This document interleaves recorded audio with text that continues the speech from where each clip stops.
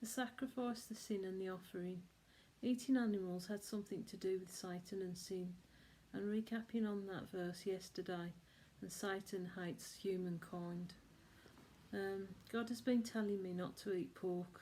I've been trying to gravitate towards vegetarianism in the last week or two, but slipped up with buying a chicken kebab. And after I ate it, it clearly showed me on my hands the reddish coating and the spices on my fingers that had blood on my hands. It actually looked like blood, and he was telling me just don't eat flesh of any kind. So I knew that was all meat that I have to pull away from. And also when I was washing up after having a vegetarian beef burger, which I think was soya based, it left a stain on the pan that was shown to me like a body stain. I don't know if it's because it isn't wholly honest with its ingredients, so you don't know with the foodstuffs these days whether they're 100% true what they put in them, so just be careful. And it says, why did the believer eat meat and him, the prodigal, eat vegetables? Because his faith is still maturing and he is on the fence. And now God is reversing that. I eat the vegetables literally and he eats the meat.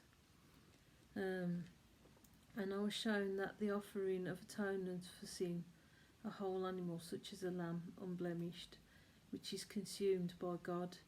I show the chips picture because I did like a silly chips picture of Jesus like eating chips like the poisons that we give him through foods, because they're not entirely honest these days, and there's probably a massive agenda behind that of bumping people off, I think.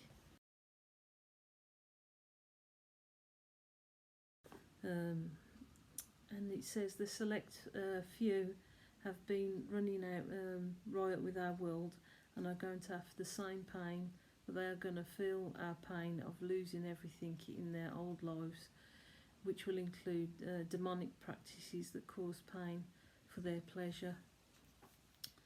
The wine press is going to crush people of long-standing filth to expose who they are.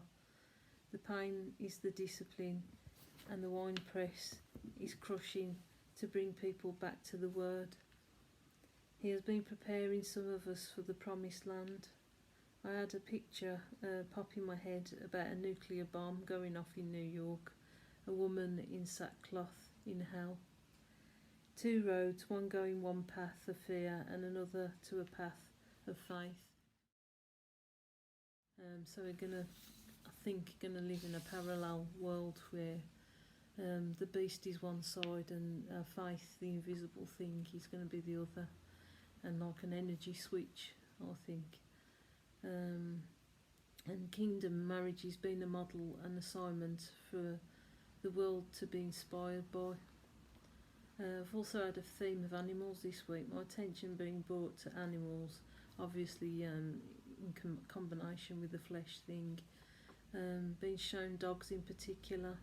A dog that was so well behaved. He was independent, obedient, well behaved, a total dream dog, and he was a fairly dangerous breed as well. But I was just fascinated with the way he was so obedient. I've never seen a dog like it. It was almost like it was from another world. Another huge black dog I noticed was on a lead, who was sweetly looking on to other dogs, wanting desperately to play.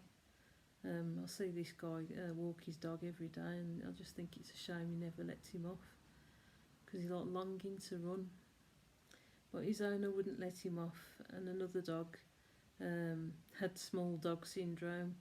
He was angry at all the dogs barking without discipline, so he was showing me, I think it's to do with the promised land. It's like another video where there's a dog, a monkey and a cat all together, so he's like showing me this peaceful world.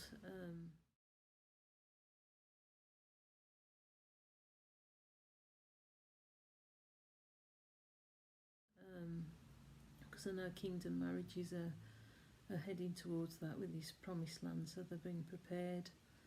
um, for this earth, but you know things are still coming out in details. And there's been a theme of flies as well.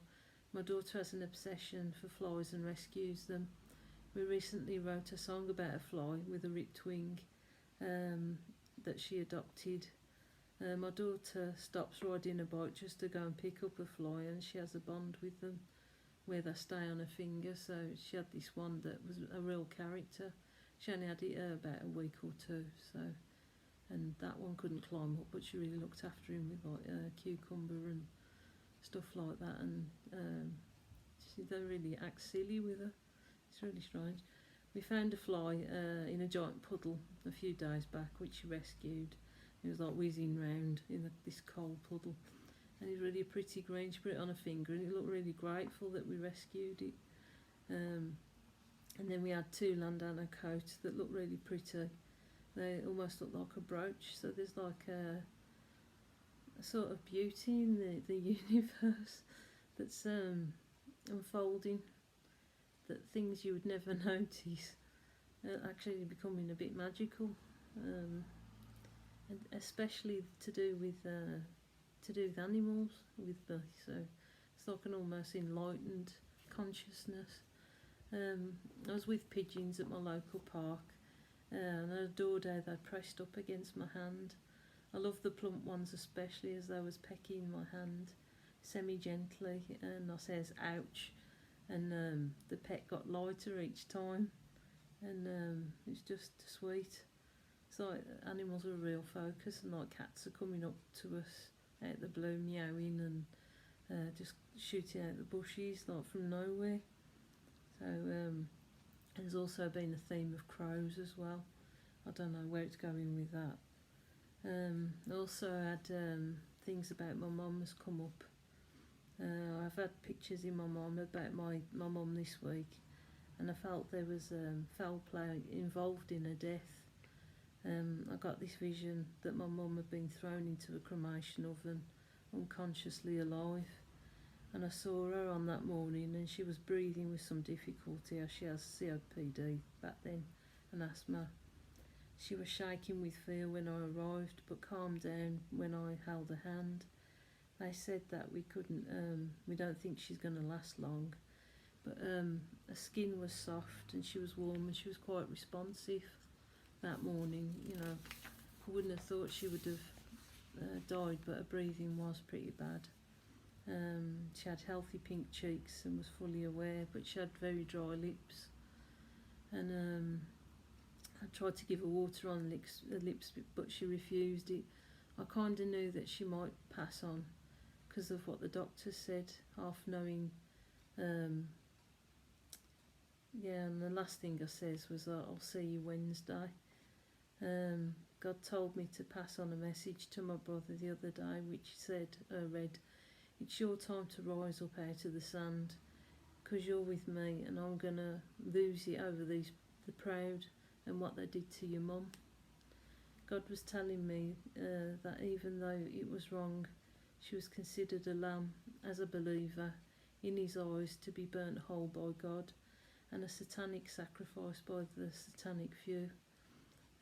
God says that she had been a Jew all her life, the Orthodox poor, so that's what he says to me. And